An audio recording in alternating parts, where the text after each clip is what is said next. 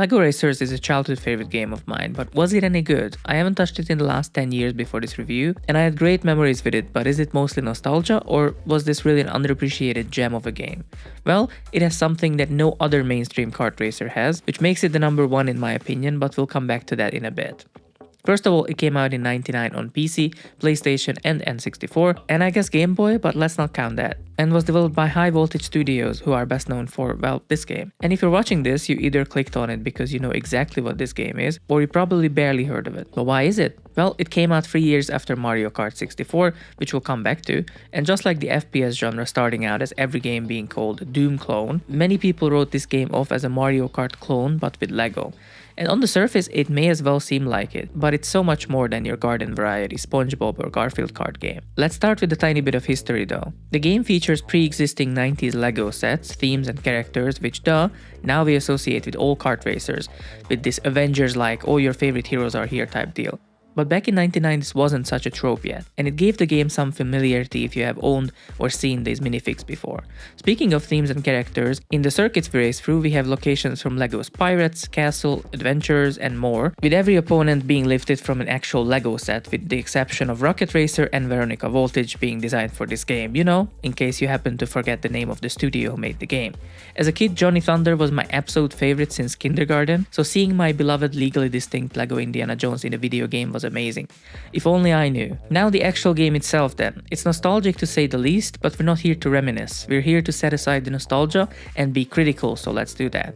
Most people tend to agree that it looked great for its time, and I think it has aged even better. I said this about E-Racer in my video, but this boxy low poly aesthetic is now so desirable you can find tutorials on how to recreate that missing Z-buffer PS1 look in Blender. Graphically, I love the sharp edges and the clean textures with the low poly look. Also, it has that weird Lego Island charm. Speaking of Lego Island, it also has the quirky, clumsy attitude, which I never preferred, but it's extremely easy to ignore, so I won't count it as a negative. What I will count, however, is the groundbreaking car building mechanic. Up until now, I was under the impression that all cars that had the same chassis / baseplate and wheels handled the same, but apparently the amount of bricks your car has determines its top speed and handling, just like in 2K Drive. Cool, I guess, but what about the handling then? Well, it handles surprisingly tight, especially compared to something like Mario Kart 64 or Crash Team Racing, which feels super floaty and almost jet ski-like at times, while LEGO Racers remains grounded with noticeable traction and grip throughout. Turning and taking sharp turns though isn't the high point sadly, especially knowing that Gran Turismo and Need for Speed 2 have been both out for 2 years at this point. Bar has been set high in arcade and simulation. Is it worse than Mario Kart 64? No, but both games I would say have very stiff, unnatural turning and a dedicated drift button as a result of that. Sense of speed I don't think really is a concern in a kart racer usually, though it would have been fun to have the option to toggle speed, just like the CC setting on Nintendo's side. In summary, it's surprisingly grippy and feels okay, even if the turning leaves something to be desired. I still prefer it to MK64 or CTR's drifty floatiness though. The sound of this game I'll only mention briefly, as it's both very polarizing and also not so important. The soundtrack is a classic example of you either love it or you hate it, and while it grew on me, I do understand why people find it annoying. Is it more annoying than the Banjo and Kazooie soundtrack? No, I don't think anything is, but it gets dangerously close with the menu theme. The rest of the songs are more in line with like Lego Island or even Nintendo's family-friendly soundtrack vibe. The sound effects though, the item sounds I think are very cool, but the engine and power slide sound effects are straight up awful, even by N64 standards. But like I said, thankfully all of this is very easy to ignore. Especially when you have cool gameplay, which, being my biggest relief replaying this game, we do. The main gameplay loop is generally fun, and the mechanic I was hinting at, which you may have figured out from the gameplay on screen, thankfully carries the game. Yes, the pickup system. This 25-year-old game's single biggest achievement that has yet to be topped or adopted to this day is that the pickups are not random. Now I know what you may think, if it's so good, why the hell isn't it more widely adopted? Well, due to accessibility.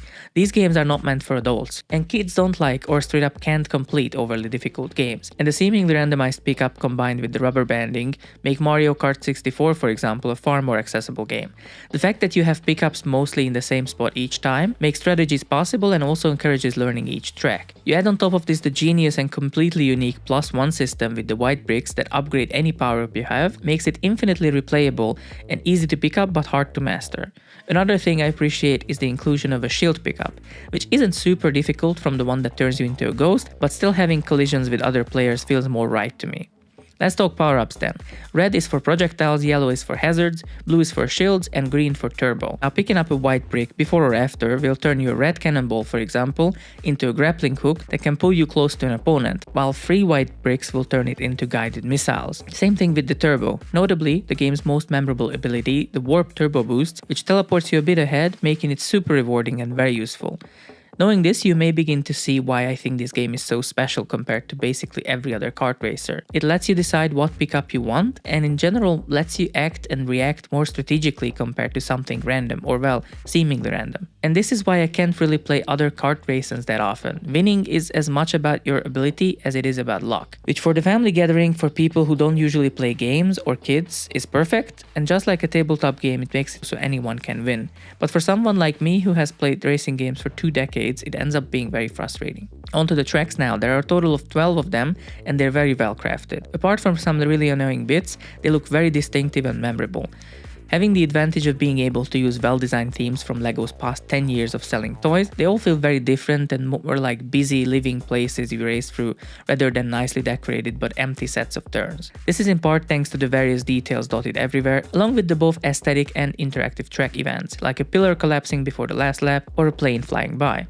All tracks have shortcuts too, which was almost an expected feature at the time. Some tracks even have multiple, and some you have to shoot open or go through gates in a certain way. It's all very cool stuff, and I feel the 5 opponents and the wide-ish track layouts work well together. So what are these tracks then? They are bundled into these so-called circuits, where it has to beat a boss. First of it is Captain Redbeard on the Imperial Grand Prix, a pirate-themed track with super cozy atmosphere, a minecart-filled underground section, waterfalls, and an easy-to-understand layout for a first track.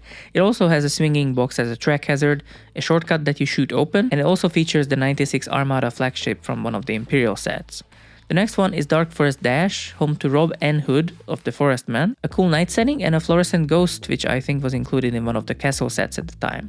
Magma Moon Marathon is lifted from the Explorians theme, featuring the 96 Android base and Android alongside the aforementioned magma pools, and some cool looking alien landscape and 2 shortcuts. And finally, Desert Adventure Dragway, home of Johnny Thunder, primarily featuring the Egypt sub-theme of the Adventurers sets. You can find him, one of the cars, and 3 other characters from the game, and some other track details in the Mummy's Tomb set released in '98. Moving on to the next boss, King Kahuka from the Islanders sub-theme of Pirates, takes us to Tribal Island Trial, which probably wouldn't be greenlit today, but it's otherwise lovely, featuring the stone head from many sets, a cool cave with pools in it, and also alligators as a track hazard, which is great. Next is Royal Knights Raceway, which I would say is kinda meh. The grass feels more like green carpet thanks to the lack of texturing, and the whole track layout is just a bit off. And while the swinging hammer hallway is very cool, the pillars that you can easily get stuck on aren't so much. Continuing its Ice Planet pathway, and I think it looks great. We're immediately greeted by jets flying by and the snow everywhere. Definitely a cool track in my opinion, featuring a spiral hairpin at the end.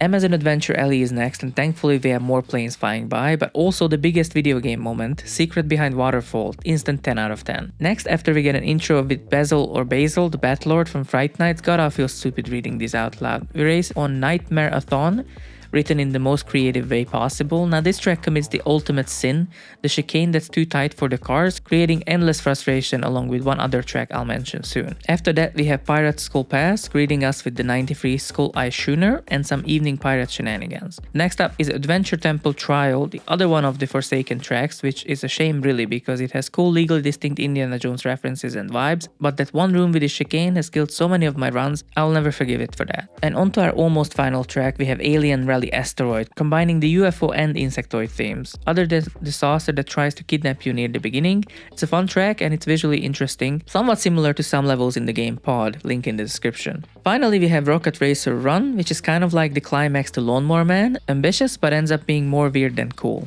It's a really nice selection I think in colors, themes, vibe and gameplay alike. Now if this game is so good, then why wasn't it more popular? Honestly, I don't know. The obvious comparison is Mario Kart 64 as I said, maybe Crash Team Racing if you had a PlayStation. And from what sequels are getting made and remastered today, clearly many people grew up with these consoles and had great memories with these titles. And even though LEGO Racers released on both of these platforms, most parents would tell you already have a racing game, let alone a kart racer. As for the PC version, it's been generally regarded as a lesser known classic, alongside mascots like Rayman and Jazz Jackrabbit. Subscribe if you wanna see those videos when they eventually get made. So is the nostalgia hype earned? earned. Did LEGO racers deserve better? I think so. If for nothing else, then for pioneering the kart racer genre into a direction it never ended up going. But with all objectiveness, I think it's not just the nostalgia, it's a solid game, definitely worth a try, a must if you're a 90s LEGO fan. And that's about it for this video. Thank you very much for watching. I was told to specifically ask viewers to like and subscribe, so please do so, it really helps the channel. Check out my other video on LEGO's lesser known racing game, Drome Racers, if you haven't already, and I'll see you next time.